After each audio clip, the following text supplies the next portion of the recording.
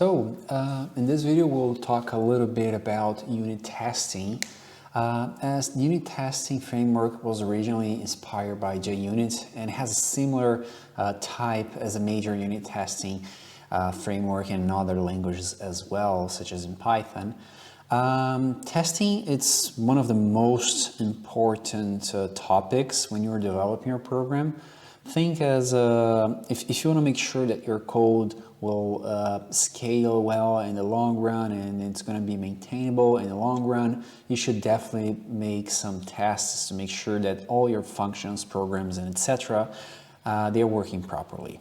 Said that, we'll be investigating the package Python_unit testing that we are providing, and there you have other scripts, but let's focus on the names programs right here, which is the one that we want to look for now. Okay, so let's say we have a class names, and in this class name here we develop a function, and in this function we take the first, the last, and the middle name with some default value, and we check if the middle name is provided. I'm going to print it out. I'm going to format the string with first, middle, and last name, and if not, I'll just take the first and the last and I'll simply combine this and provide this, I'm going to return this for us. Okay, now let's take a look at our names main, which is our main program right here.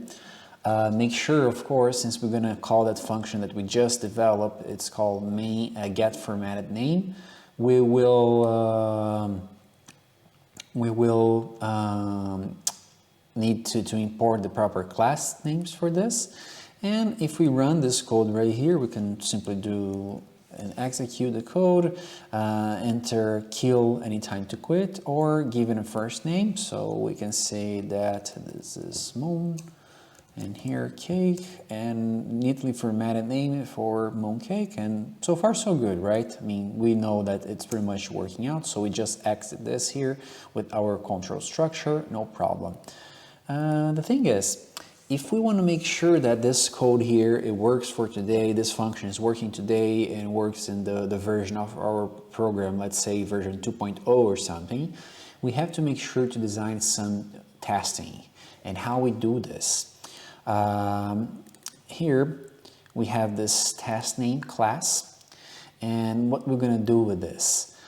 First of all, make sure that when you design this code right here, this test unit, you have to extend the unittest.testCase class in order for you to implement your test cases. All right, and also this test program is a special program. So for there, we're going to create our if name equals main, and then we're going to call the unittest.main, which is going to run the unit testing here for us for all the functions. All right. Said that, inside that class, we are extending the unittest.testCase.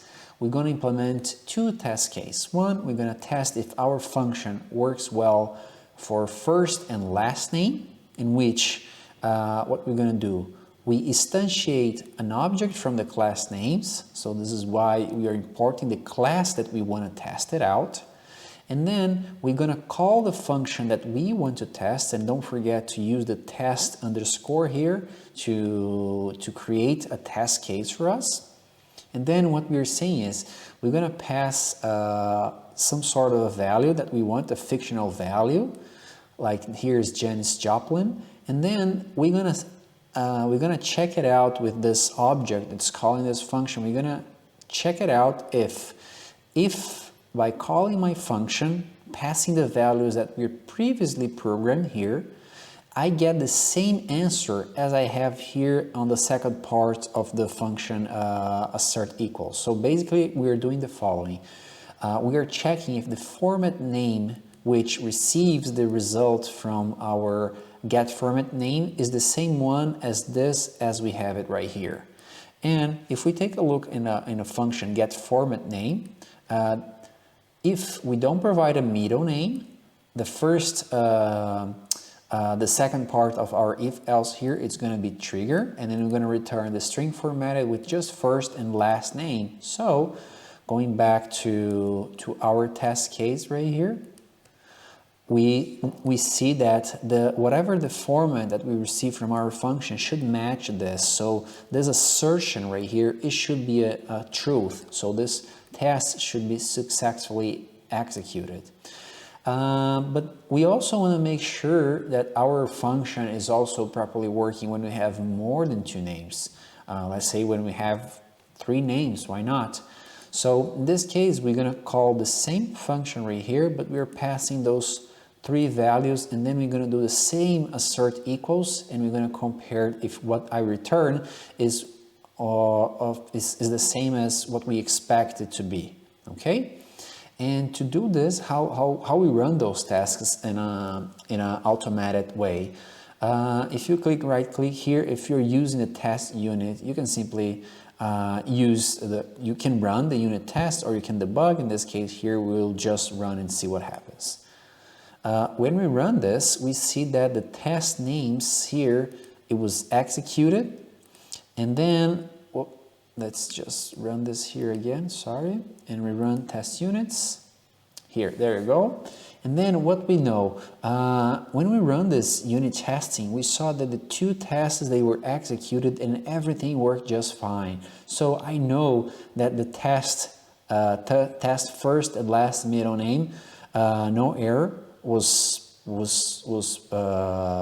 triggered, was spotted, and the same thing for the other function. So I know that test case 1 and test case 2, they were executed without any problem.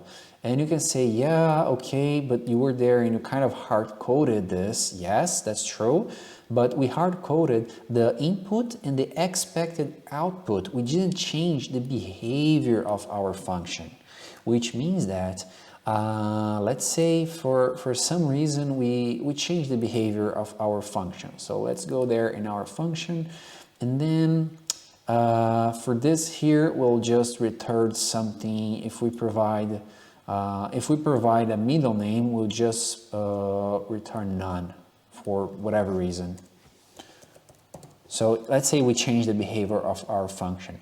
How do I know that all my test cases are still valid? So let's go back there in our test case, and you see you don't change your test case. Once they're there, you're verifying the behavior of your function, method, or program according to the test cases, the unit testing that you developed, right?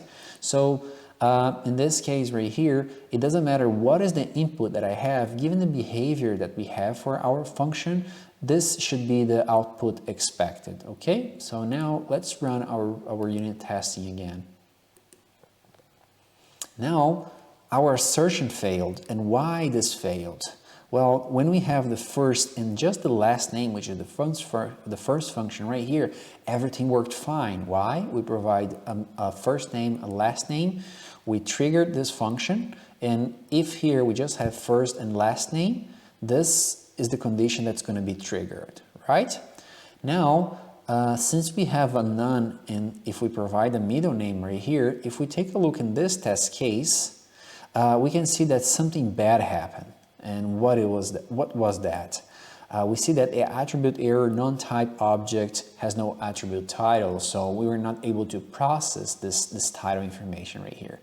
And if we go back to our code in our test unit, what happened?